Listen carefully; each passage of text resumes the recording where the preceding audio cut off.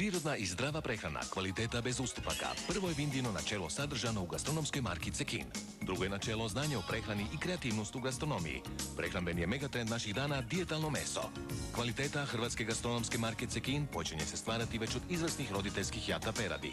Optimalni uvjeti za rast brojlera Cekin jesu čist zrak, uredan i pogodan prostor za kretanje, visoka tehnologija upravljanja ishranom, ventilacijom i napajanjem.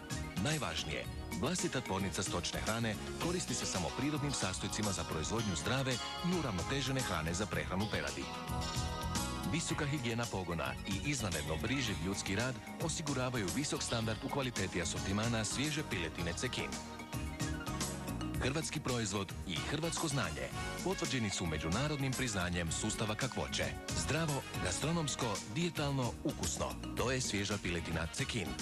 Dobar tek za dobro zdravlje. Kvaliteta Vindija. Jer imam tebe, H1.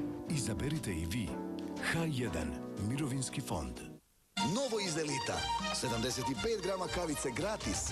Požurite po svoju kavicu. Uvijek mi daje više.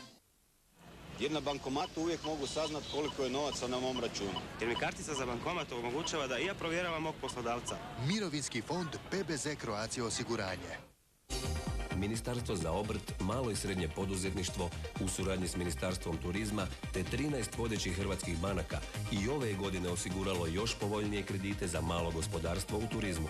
Kamatnu stopu smo snizili na 6%, osigurali poček do 2 godine i rok otplate do 12 godina.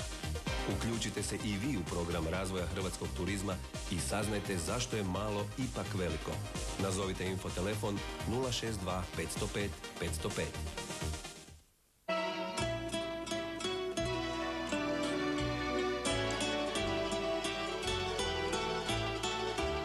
Novković, Solfingersi i Garcia. Prodaja ulaznica u Orfeju, Bogovićeva 1B i na blagajni Zagrebačkog velesajma Južni ulaz. Ukupan prihod od ulaznica namijenjen je u humanitarne svrhe.